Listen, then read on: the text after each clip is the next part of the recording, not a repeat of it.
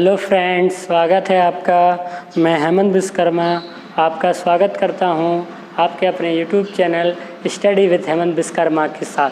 तो चलिए फ्रेंड्स, जो लास्ट लेक्चर था हमारा उसमें हमने गोला, अर्धगोला, घन, घनाभ और वृत्त के संबंधित कुछ क्षेत्रफलों के बारे में समझा था, क्वेश्चन सॉल्व किए थे। अब वो वीडियो ज़्यादा लंबी हो रही थी, इसकी वजह से हमने आपको बोला था कि जो आपका अगला वीडियो होगा उसमें हम आपके बेलन और शंकु को सॉल्व करेंगे।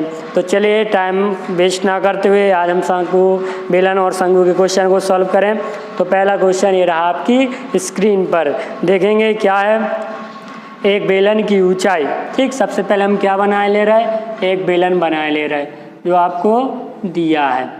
ठीक, एक बेलन बनाओ, उसकी क्या दी है आपको, ऊंचाई, यानी यही होगी ना आपकी, ये क्या होगी, बेलन की ऊंचाई, यानी h का मान, हाइट कितनी दी है आपको सवाल में, 18, कितनी दी है, 18 सेंटीमीटर, ये होगी आपकी बेलन की ऊंचाई। ठीक, और दिया है तथा इसकी त्रिज्या, रेडियस, त्रिज्या क्या होती है, केंद्र से लेकर परिधि तक की दूरी, यानी त्रिज्या कितनी दी है आपको, 10.5 सेंटीमीटर। ठीक, इसे हम सॉल्व करना चाहें तो क्या कर सकते हैं, 10.5 के बटे में 1 लगेंगे और यहाँ से दशमलव हटाएंगे तो कितने अंक पहले लगा, 1 अंक पहले, यानी कितना जीरो बढ़ेगा, 1। इसे सॉल्व कर दो, 5 से काट दो, यानी 5 दूनी 10 और ये क्या हो जाएगा, 5 दूनी 10 और 5 एकम 5, यानी आप क्या लिख सकते हैं इसको, 21/2 सेंटीमीटर लिख सकते हैं कि नहीं। हमने इसको सॉल्व कर लिया, इजीली बना लिया। अब तो पूछा गया इस बेलन का आयतन बताना है, हमें वक्र पृष्ठ बताना है और संपूर्ण पृष्ठ बताना है, मतलब हमसे तीनों मान पूछ लिए। ठीक, क्या निकालना है, हमें आयतन निकालना है, अच्छी बात है, आयतन निकाल लेंगे। वक्र पृष्ठ भी पूछा गया है, वो भी निकाल लेंगे, और हमसे संपूर्ण पृष्ठ भी पूछा गया है तो हम उसको भी निकाल लेंगे। ठीक, तो सबसे पहले किसकी बात करते हैं अपन, चलो वक्र पृष्ठ ले रहे हैं। क्या ले रहे हैं, वक्र पृष्ठ। तो क्या होता है बार का पृष्ठ, तो देखो ऊंचाई होती है h और ये वाला पृष्ठ क्या होता है, इसकी लंबाई 2πr और ऊंचाई हो जाती है h, ये हो जाता है आपका बेलन का वक्र पृष्ठ। ठीक, तो 2 गुणे पाई का मान 22/7, तो पाई का मान 22/7 ही रखेंगे, और त्रिज्या कितनी है आपकी, 21/2 गुणे ऊंचाई, यानी कितनी है आपकी, 18। ठीक, इसे सॉल्व कर दीजिए, 7 या 21, और क्या काट सकते हैं हम, और काटना हो तो हम इसे भी काट सकते हैं, 2 से 2 काट लो, यानी कितना हो जाएगा आपका, 22 हो जाएगा आपका 66 गुणे कितना, 18। ठीक, 66 गुणे 18, यानी इसको कर दो आप तो कितना हो जाएगा, 8 6 48, कैरी आपकी आएंगी कितनी, 4 आएंगी। ठीक, और 8 6 48, 48 और 4 कितना हो जाएगा, 52, और यहाँ पर रहेगा 66, यानी 6 5 11, यानी 1188 सेंटीमीटर में दिया, तो क्षेत्रफल क्या होगा, सेंटीमीटर स्क्वायर हो जाएगा कि नहीं।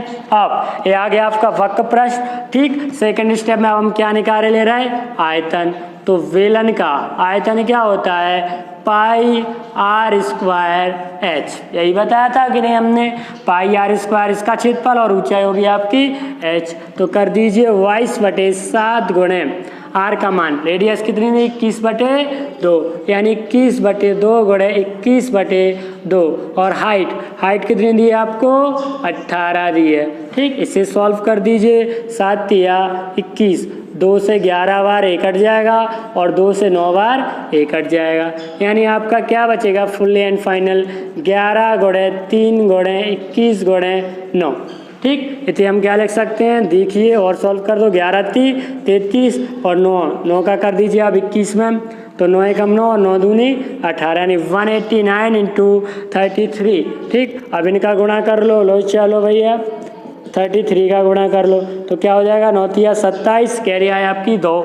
ठीक, 9 8 या 24 और 2 कितना, 24 और 2 कितना हो जाएगा, 26, फिर से हासिल दो, 3 और 3 एकम 3 और 2 5, यानी आपका क्या आ जाएगा, 6 7 हो जाएगा आपका 13, 6 5 11 1 12 और 6, यानी 6237, ये क्या हो जाएगा आपका आयतन, सेंटीमीटर क्यूब में। ठीक, ये क्या हो जाएगा आपका आयतन हो जाएगा।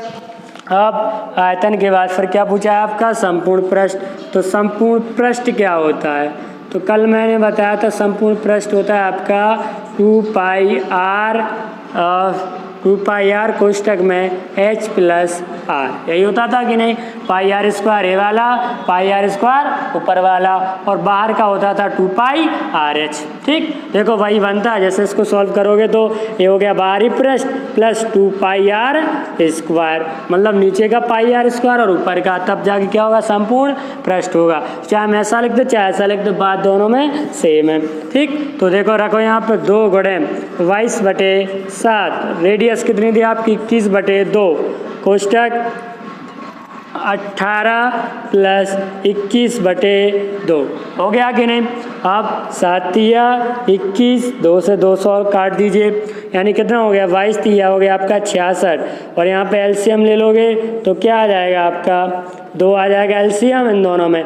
अब 2 गुणे कितना 18, यानी सीधा कितना हो जाएगा आपका 36 प्लस का 21। ठीक, आप 2 से फिर काट दो, 33 बार कट जाएंगे, यानी हो जाएगा आपका 33 गुणा, इन दोनों को जोड़ दो और 6 और 1 7, 3 और 2 5।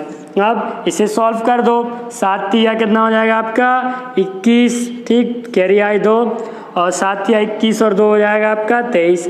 ऐसे 5 से कर दो, 5 या 15, 5 या 15 और 1 हो जाएगा आपका 16, यानी आपका आंसर जाएगा 1 8 और 8 और 1, यानी 1881 या 1881 सेंटीमीटर स्क्वायर। ये क्या हो जाएगा आपका संपूर्ण पृष्ठ। इस प्रकार इस बेलन का हमने क्वेश्चन सॉल्व कर लिया है। आपको ऊंचाई दी थी, त्रिज्या दी थी, हमने क्या निकाला, वक्र पृष्ठ निकाला, आयतन निकाला और संपूर्ण पृष्ठ निकाला।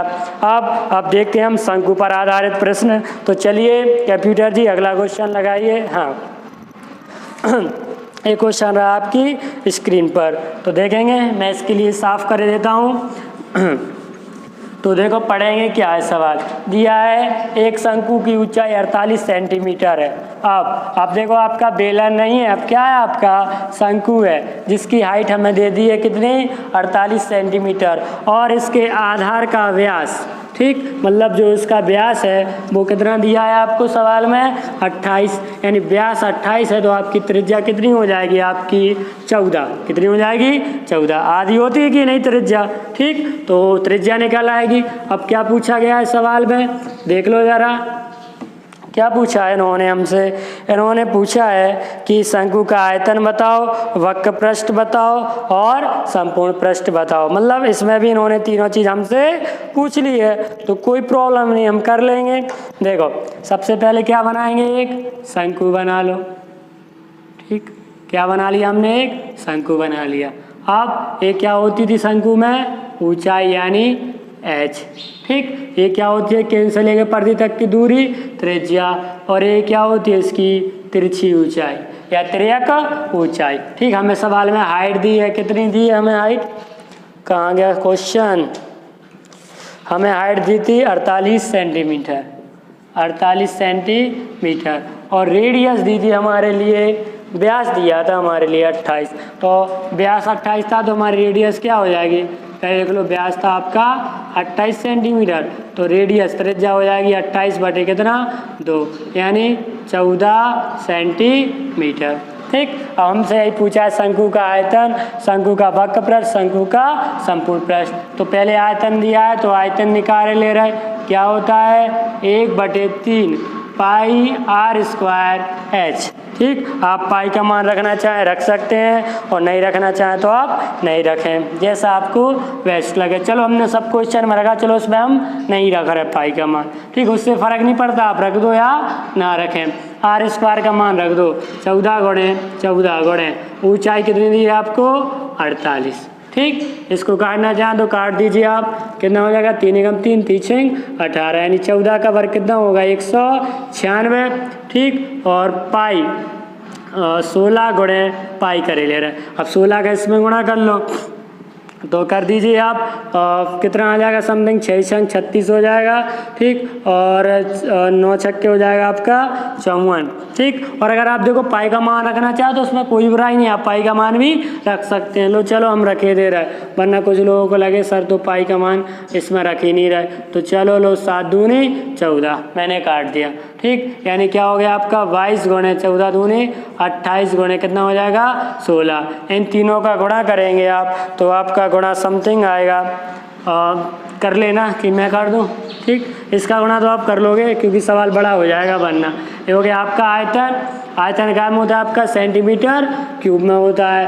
अब उसके बाद बात करते हैं हम वक्र पृष्ठ की, ठीक। वक्र पृष्ठ की देखो जब हमने पाई में रखा तब ये आया, अगर हम पाई में नहीं रखते तो क्या आता आपका, इसको भी देख लो। चलो देखो पाई नहीं रखते तो सेम रहता, ठीक। 14 गुणे एच का मान कितना होता 48, 1/3 पाई आर स्क्वायर, आर का मान 2 बार है और गुणे एच हो गया आपका 48। तो फिर आपका देखो 3 × 3 = 18, यानी 196 गुणे 16 गुणे पाई, यानी आपका होता, इसका गुणा करते आप समथिंग में तो आपका आ जाता 3100 मतलब 3136 पाई सेंटीमीटर क्यूब में, ठीक। ये वाला आपका सॉल्यूशन आ जाता है इसका आयतन का। अब वक्र पृष्ठ क्या होता है पाई आर एल। अब सवाल में हमें एल का मान तो दिया ही नहीं, तो कैसे निकालेंगे, इन तीनों में एक रिलेशन होता था एच आर और एल में। क्या होता था, ये आपका कर्ण रहता था, यानी कर्ण का स्क्वायर बराबर लंब का स्क्वायर प्लस आधार का स्क्वायर, ऐसे लगा देते क्या नहीं। अब यहाँ पर रखेंगे एल स्क्वायर बराबर आर का मान है आपका 14 का वर्ग रखेंगे और 48 का वर्ग खोलेंगे दोनों के, ठीक। तो ये हो जाएगा आपका 196 प्लस और 48 का कितना होता है, तो गुणा कर लो 48 का 2 बार, 8 × 64 हाँ 6, ठीक। और 8 चौके 32 और 6 हो जाएगा आपका 38 हो जाएगा। इसी प्रकार 8 चौका 32 की 2 हाँ 3, 4 चौका 16 और 3 कितना हो जाएगा आपका 19, ठीक। यानी 4 और 2 8 2 10 हो गया, 9 3 12 1 13 और यानी 2304 कितना होता है आपका 2304। अब इन दोनों को जोड़ दो, एल स्क्वायर बराबर 6 4 10, ठीक। 9 और 1 हो जाएगा आपका 10, ठीक। एक हासिल आएगी। अब तो फिर अब 2 और 1 हो गया आपका 3 और 1 हासिल 3 और 1 हो गया 4 और 1 हासिल आएगी आपकी 5 हो जाएगा। और कितना बचा आपका 2, यानी एल बराबर कितना हो जाएगा √2500। 2500 को क्या लिख सकते हैं अपन √25 गुणे 100। अब 25 कितने का वर्गमूल होता है 5 का होता है और 100 कितने का होता है 10 का होता है, यानी हम सीधा बोल सकते हैं जो 25 है वो 50 का वर्गमूल होता है। देखो इसको लिख सकते 5 और इसको लिख सकते 10, यानी जो एल का मान है वो कितना आ जाएगा आपका 50 सेंटीमीटर हो गया। अब तो आप निकाल सकते हैं हम वक्र पृष्ठ क्या होगा हमारा पाई का मान नहीं रख रहे, चलो पाई आर का मान 14, ठीक। और एल का मान कितना आ गया आपका 50, यानी क्या हो जाएगा 14 पंचे कितना हो जाएगा 70, यानी 700 पाई, ठीक। 700 पाई और क्षेत्रफल होता है सेंटीमीटर स्क्वायर या वर्ग सेंटीमीटर में, ठीक। ये क्या आ गया आपका शंकु का वक्र पृष्ठ आ गया। अब तीसरा पार्ट क्या है शंकु का संपूर्ण पृष्ठ। शंकु का संपूर्ण पृष्ठ, तो संपूर्ण पृष्ठ क्या होता था पाई आर कोष्टक में एल प्लस आर, यही होता था कि नहीं। तो लो पाई गुणे आर का मान कितना था आपका 14 गुणे एल का मान 50 प्लस 14, ठीक। तो यानी क्या हो जाएगा पाई गुणे 14 गुणे कितना हो जाएगा 64, ठीक। 14 गुणे 64 कर दिया हमने। अब देखो अब गुणा कर दो 64 का काय में कर दो 14 में, तो क्या हो जाएगा या फिर 14 का इसमें कर दो, क्या आ जाएगा आपका 14 चौके 64, ठीक। सॉरी 14 चौका 56, ठीक। 14 चौका 56 और क्या हो जाएगा 14 छिंग 1 मिनट इंक डाल लूँ, थोड़ा इसमें इंक कम हो रही है आपकी, ठीक। ठीक है। तो 14 छक्के यानी आपका हो जाएगा 86 और क्या हो जाएगा आपका पाई, यानी 846 96, ठीक। 896 पाई, ठीक। ये क्या आ जाएगा आपका संपूर्ण पृष्ठ और ये काम होगा आपका सेंटीमीटर स्क्वायर में, ठीक फ्रेंड्स, तो इस प्रकार हमने बेलन और शंकु को भी समझा। पिछले टॉपिक में हमने बेलन और उनके बारे में समझा था, इसमें हमने बेलन और शंकु के बारे में समझा। इस प्रकार आपके क्षेत्रीय ज्यामिति कंप्लीट होती है। इसी पर आधारित आपके क्वेश्चन बनते हैं। मतलब अब गणित का तो कभी अंत तो होता नहीं, ऐसा नहीं बोल सकते कि यहाँ पे खत्म हो गया आपकी गणित, और भी रहेगी, लेकिन इस टाइप की सवाल आपके एग्जाम में आते हैं अक्सर। अब जो हमारा नेक्स्ट टॉपिक होगा, या तो हम गुणनखंड को करेंगे या फिर हम वर्ग और आयत इनके क्षेत्रफलों के बारे में जानेंगे। तो जब तक के लिए हमारे इस चैनल को देखते रहिए, लाइक कीजिए, सब्सक्राइब कीजिए और अपने दोस्तों के साथ शेयर कीजिए। जय हिंद दोस्तों, धन्यवाद।